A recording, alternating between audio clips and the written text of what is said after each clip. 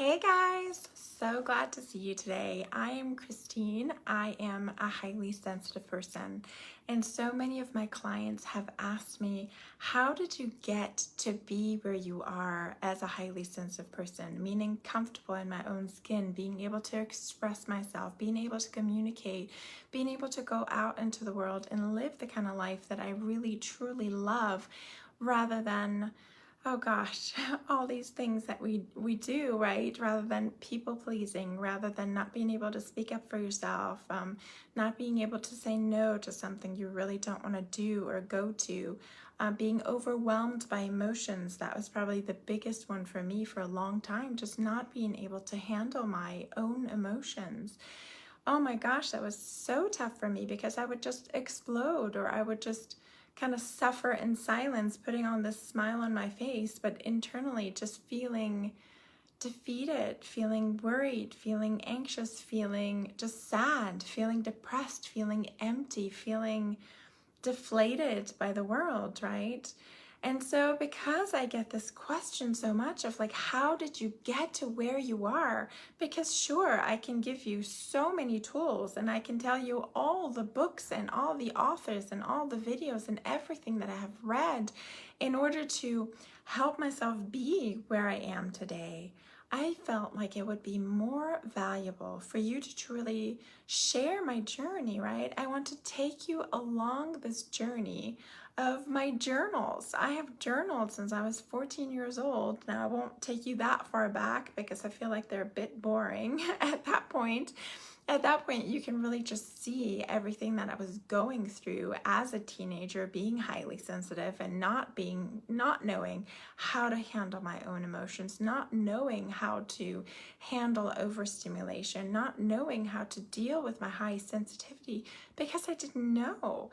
I didn't find out about my high sensitivity until I turned 40.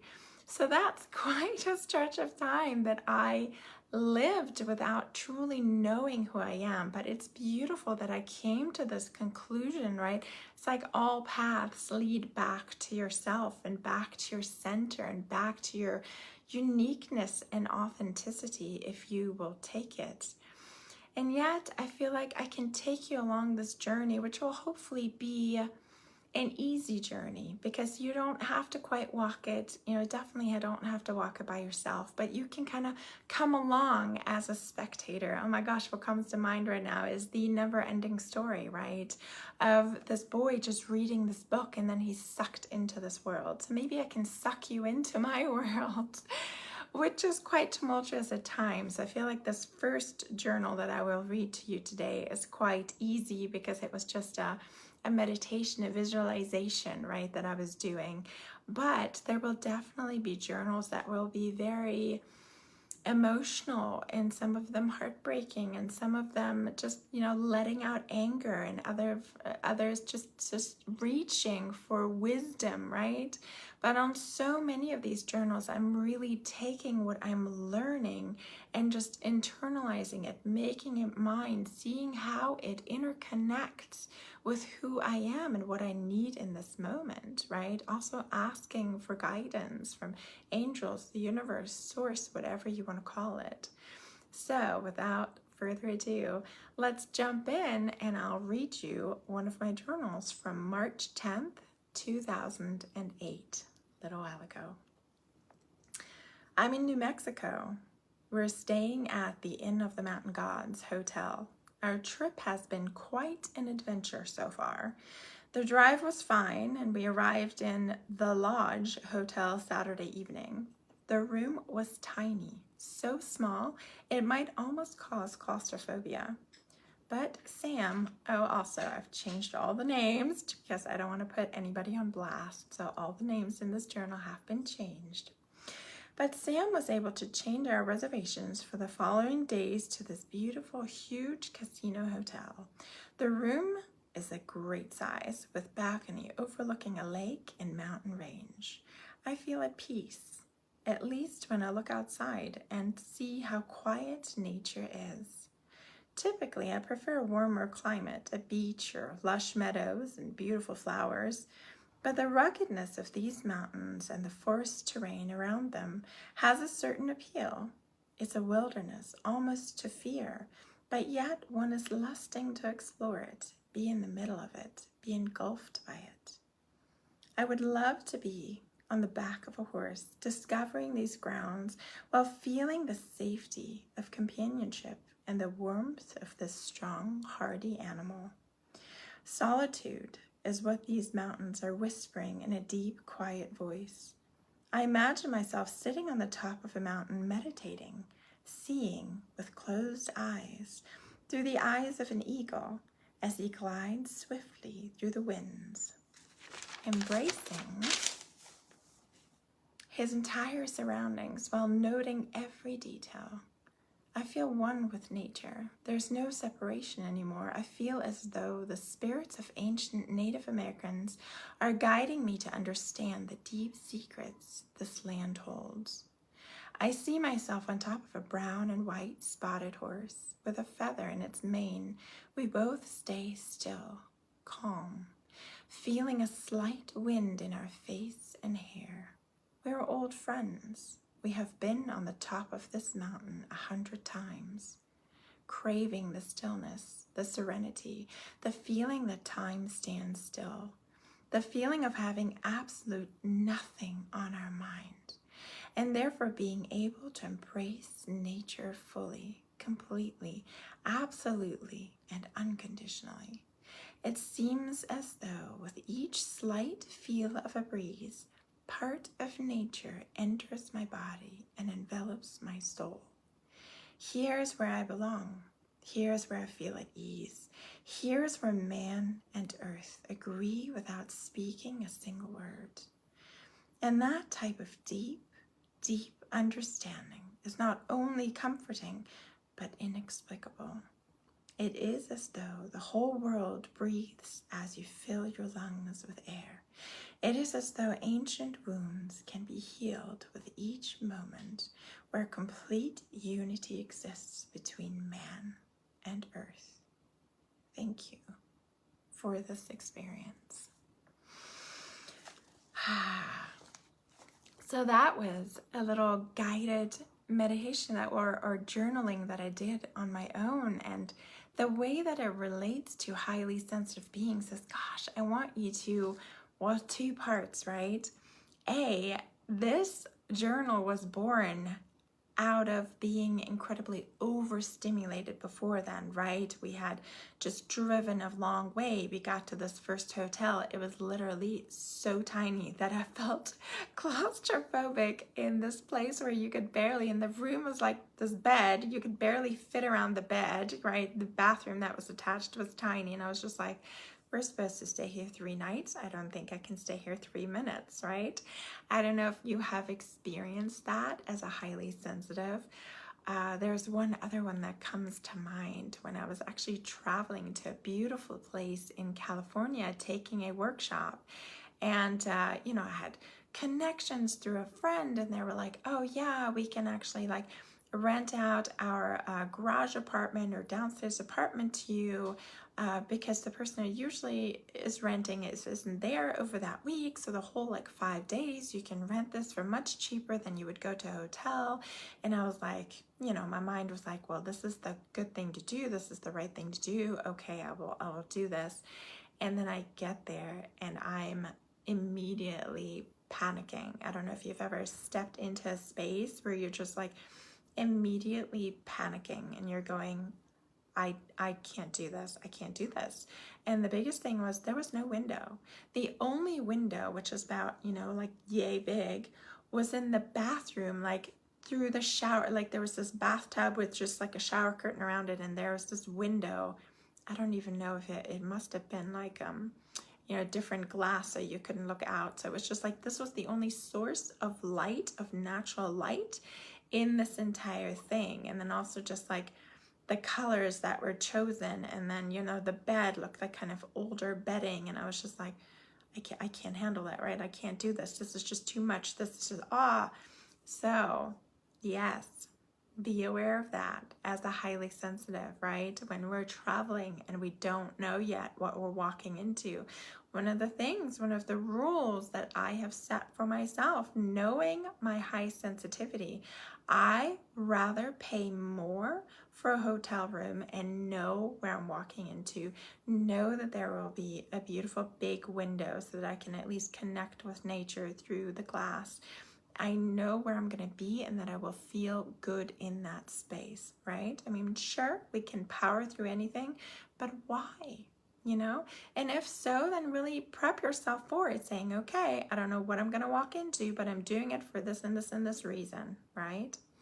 Coming back to this trip to New Mexico. So that was the first experience, right? Walking into this tiny hotel room going, oh my gosh, you know, and outside it's like snow, it's cold, it's windy, so it's really not super inviting. And then inside is tiny space, don't feel well in it. So we go to this, you know, beautiful new space, but on the road there, oh my gosh, do you love Google Maps or Apple Maps? I don't even know what we're using at that point in time. Yeah, me already being overstimulated and reading this map, and I just like told my boyfriend at the time to turn too early. We just took one little dirt path, right? It was really just a dirt path. I should have known better. And he was like, are you sure this is right? And I'm like, this is what it says. It sure says turns right here. So we turned right, which leads us on this like dirt path, like up this slope. And by the time we're like halfway there, we're realizing this is probably not the way that we're supposed to go, because this is leading us into a forest, like literally into a forest. And yet at this point, we really couldn't turn back around. He was driving a little Honda Civic, right? And he was just like fuming. I could just, you know, feel it and hear it. And he was just fuming next to me, like, how could you do this to me? If my car breaks, I'm gonna be so furious. You know, as we're like trying to navigate these like forest roads, we're going down this steep hill where there are like big rocks in the middle of the hill, right? And we're just like holding our breath, especially me, because, you know, we're hearing like bunk, bunk, bunk, bunk, all these like rocks hitting the bottom of the car.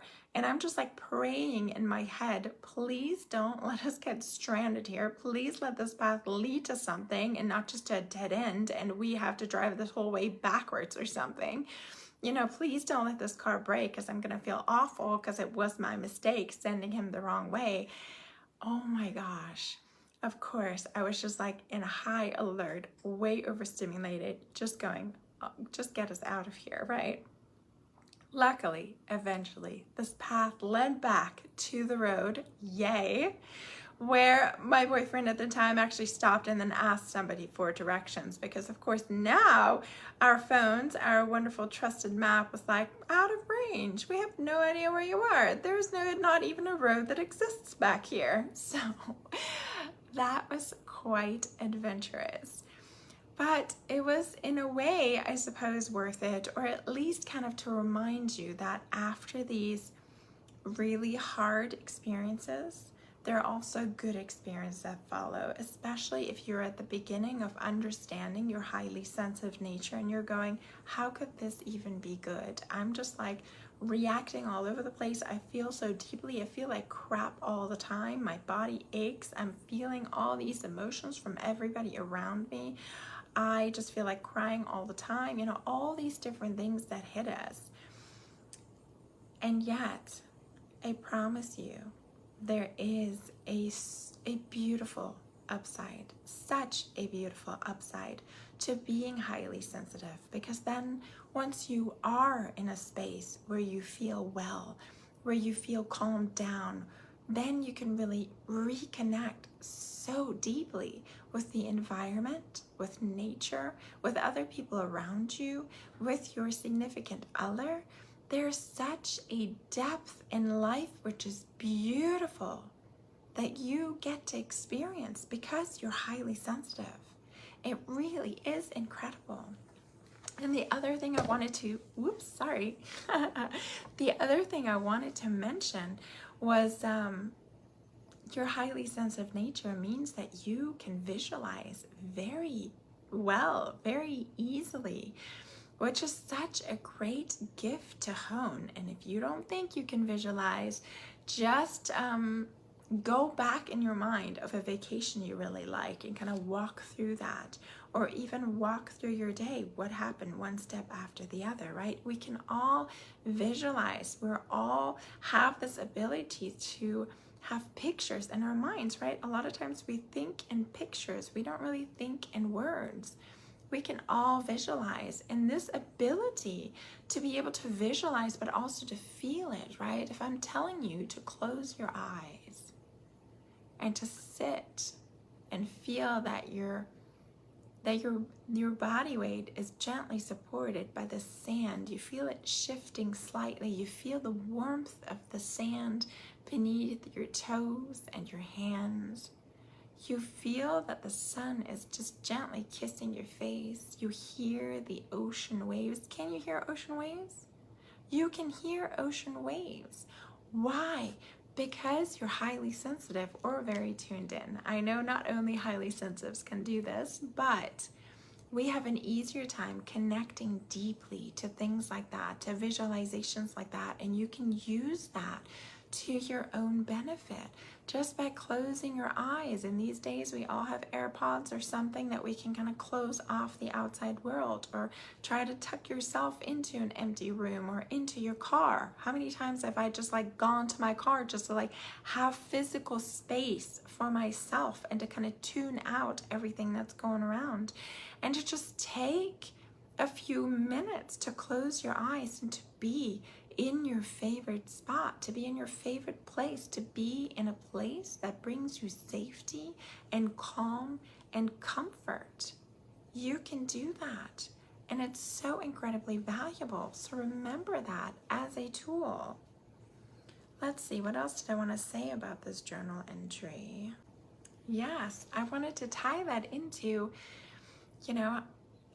finding that calm, that center. Why do we need this so much? Oh my gosh, because I remember days. It's like now I have the language for it, right? Back then I didn't have the language for it when I was going to UT. So I was around a lot of people, right? Walking across that campus, there were a lot of people. And I remember just like driving back home to my place on I-35 in Austin, Texas, if you know where that is. If you've ever driven on I-35, it's a lot of lanes, it's a lot of 18-wheelers, there's a lot going on. And I remember, when you're just totally drained from a day and you just want to get home, or you just want to get to your favorite park to kind of just reconnect with nature. I remember driving on the lower deck of I-35 and just like being stuck in traffic and just losing it, just hitting my steering wheel going, I cannot handle all this concrete around me anymore. I need to get out. I need to reconnect to nature. What am I doing living in such a huge city, right? I grew up in a small town in Germany. So what am I doing in this huge city? So before I knew that I was highly sensitive, I had a tough time understanding why I would get to these moments, right? I didn't realize that all this has really built up over the day and what I really need. It's like, what do I need in those moments? And through this, I've really honed so many great tools. And one of those I wanted to share with you. If you're like, hey, my emotions are all over the place, I don't know what to do with this, I have a great guide that I put together for you, just 3 quick steps how to shift any emotion that you might be feeling: anger, frustration, overwhelm, anxiety, anything that you're feeling, you can shift quickly. Now, of course, we don't always just want to shift our emotions quickly, right? There's a whole nother thing of like how to process your emotions deeply. I'm all about your emotions are here for a reason. We need to look at why they're here. But that is deep processing, and you really need to have time and space and feel safe in order to do that. And you can't do that when you are on the way to work or about to walk into a meeting, or you have a 5-year-old you need to tend to, or all these other things that's just like, right now, I just need to change my attitude, right? And sometimes it's so hard as a highly sensitive because we feel like these emotions just have us in their grip. We don't feel like we are really eliciting these emotions. We feel like these emotions are like a great whirlwind storm around us, and they're just sweeping us up, and we don't have any control over it. But it's not true.